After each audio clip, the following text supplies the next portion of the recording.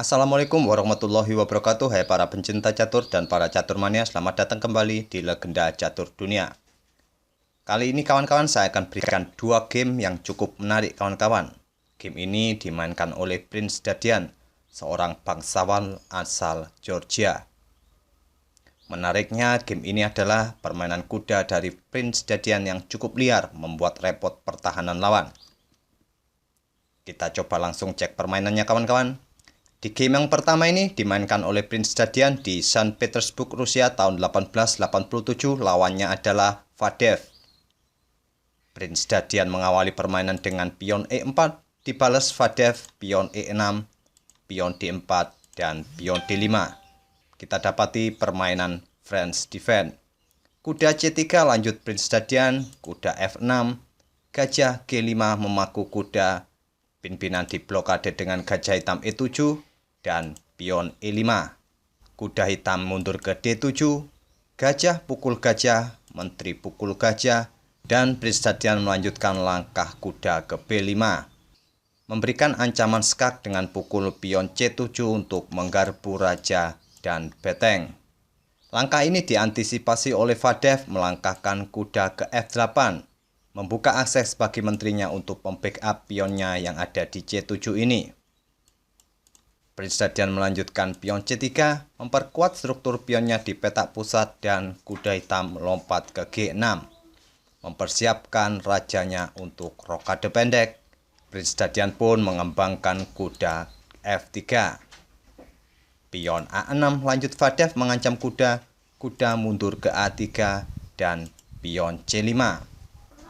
Langkah pion hitam C5 ini merupakan langkah tipikal dari permainan French defense atau langkah yang cukup standar untuk merusak struktur pion pusat putih. Prince Dadian melanjutkan langkah kuda ke C2, Fadev rokade pendek, dan pion H4 lanjut Prince Dadian, di mana pion ini akan tetap didorong di langkah-langkah berikutnya untuk merusak pertahanan raja hitam. Langkah pion H4 ini merupakan langkah terbaik kawan-kawan di posisi seperti ini.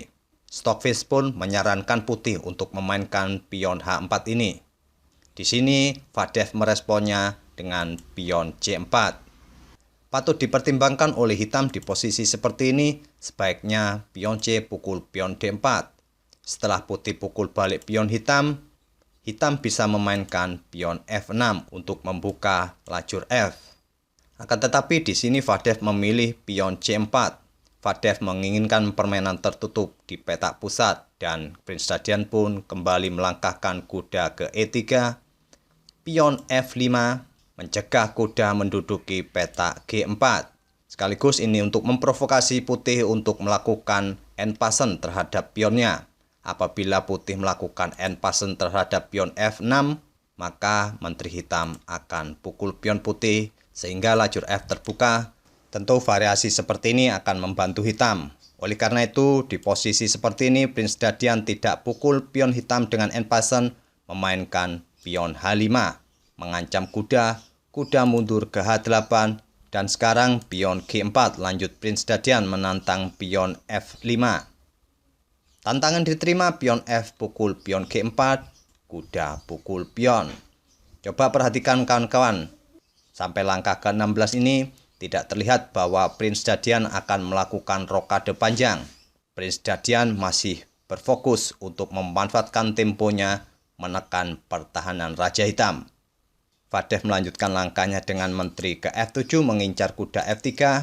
Prince Dadian tidak menghiraukan ancaman dari Fadev ini, menggeser betengnya ke G1. Ancamannya cukup jelas kawan-kawan dari Prince Dadian ini. Apabila menteri hitam pukul kuda di F3 ini, maka kuda G4 ini akan melompat ke peta H6 untuk skakmat raja hitam. Di sini Fadev tidak pukul kuda putih F3, memilih pion H5. Prince Dadian melanjutkan langkah kudanya ke G5. Coba perhatikan kembali kawan-kawan, betapa liarnya langkah-langkah kuda putih ini. Begitu juga menteri dan raja putih sangat tenang pada posisinya.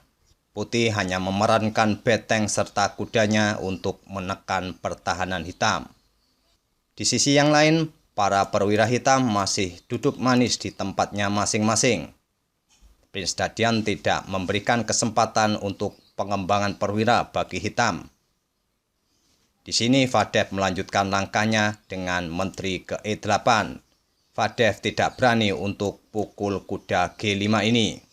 Padahal Menteri pukul kuda G5 ini merupakan langkah terbaik.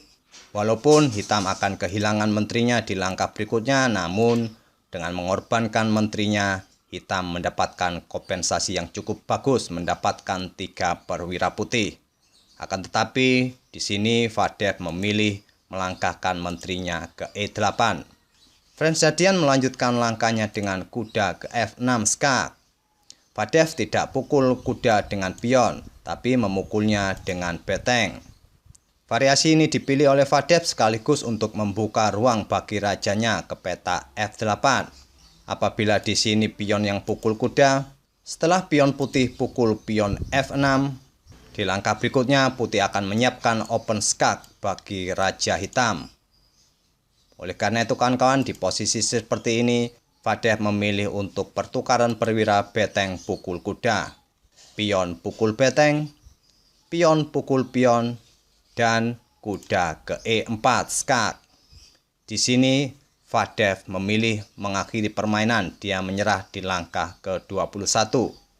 Coba kita analisa kawan-kawan, apabila permainan tetap dilanjutkan, mungkin raja ke F8, beteng akan ke G8 skak, raja pukul beteng, kuda pukul pion F6 skak menggarpu menteri. Setelah raja ke F8, putih akan dengan mudah mengalahkan hitam setelah hitam kehilangan menterinya. Oleh karena itu, setelah Prince Dadian melangkahkan kudanya ke E4 open skak, Fadev pun menyerah.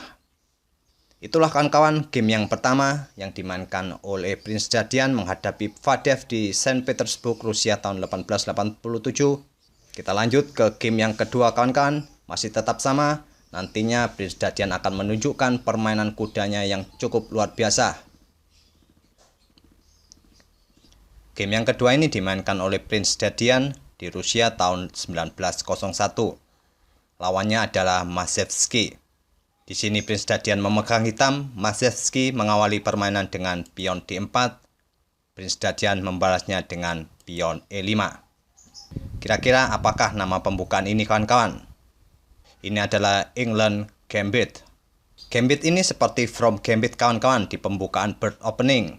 Jika di pembukaan bird opening, pembukaan diawali dengan pion F4, From Gambit tetap memainkan pion E5. Setelah pion pukul pion, hitam akan kembali menawarkan pion D6. Apabila penawaran diterima pion pukul pion, hitam akan melanjutkan gajah pukul pion.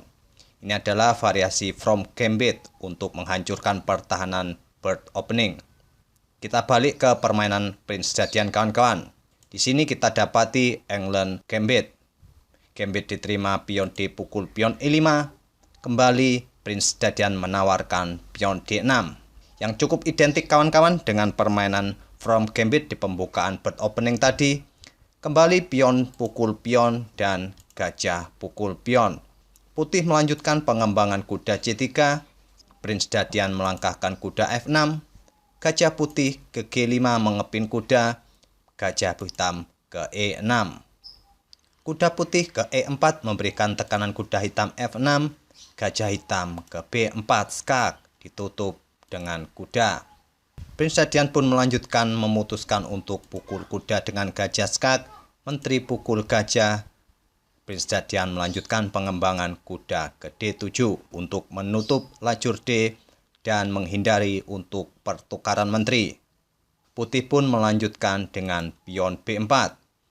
Ini merupakan langkah yang kurang akurat karena di sayap peta A3 menjadi peta lemah. Patut dipertimbangkan kawan-kawan bagi putih di posisi seperti ini bisa memainkan pion F3 untuk mengontrol peta G4 serta peta E4. Ataupun putih bisa langsung untuk rokade panjang. Akan tetapi Mashevsky lebih memilih memainkan pion B3. Mungkin tujuannya untuk mengontrol peta C4. Prince Dadian melanjutkan langkahnya dengan rokade pendek. Mashevsky rokade panjang. Prince Dadian meletakkan menterinya ke E7. Tujuannya cukup jelas kawan-kawan, di langkah berikutnya menteri akan memberikan ancaman skak bagi Raja Putih di peta A3. Maszewski tidak menghiraukan ancaman dari Prince Dadian memainkan pion E3. Membuka diagonal bagi gajahnya untuk berkembang, Prince Dadian pun melangkahkan menterinya ke A3 skak, raja ke B1. Prince Dadian melanjutkan langkahnya dengan kuda ke E4, menyerang menteri serta menggarpu gajah. Putih pun akan kehilangan gajahnya ini, karena putih tidak akan mampu lagi untuk mempertahankan gajahnya ini. Menteri pun mundur ke E1. Tapi menariknya kawan-kawan, di langkah berikutnya ini Prince Dadian tidak pukul gajah gratis ini. Dia memainkan kuda ke C5.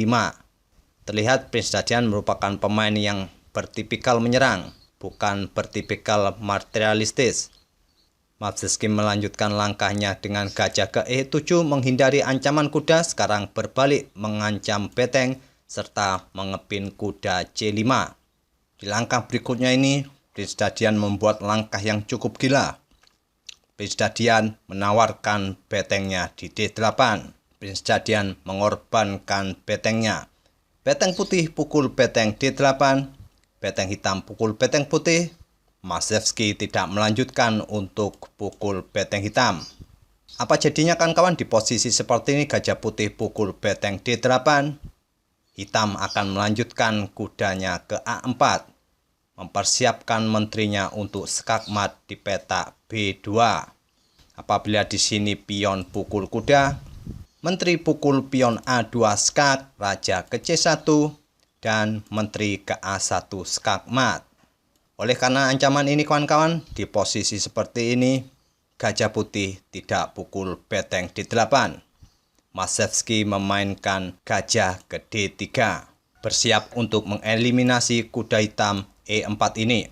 Prince Dadian tidak mau kudanya untuk dipukul gajah, meluncurkan beteng pukul gajah, pion pukul beteng, gajah pukul pion B3, pion pukul gajah, menteri pukul pion skak, raja ke A1, dan kuda ke C3, bersiap memberikan ancaman skakmat bagi menterinya di peta A2. Tak ada cara lain bagi putih untuk menghentikan langkah skakmat ini. Di sini Maszewski pukul kuda dengan menteri. Dan setelah memukul kuda C3 ini, Maszewski memutuskan mengakhiri permainan. Dia menyerah di langkah ke-20. Tentu saja kawan-kawan, di langkah-langkah berikutnya hitam akan melanjutkan menteri pukul menteri skak, raja ke B1, dan kuda pukul pion D3. Memberikan ancaman skakmat di petak B2. Bila dipertahankan dengan gajah di A3, menteri ke B3 skak terlebih dahulu. Raja hanya bisa ke A1, menteri pukul gajah skak, raja ke B1, dan skakmat. Itulah kawan-kawan, dua game yang cukup menarik dari Prince Dadian.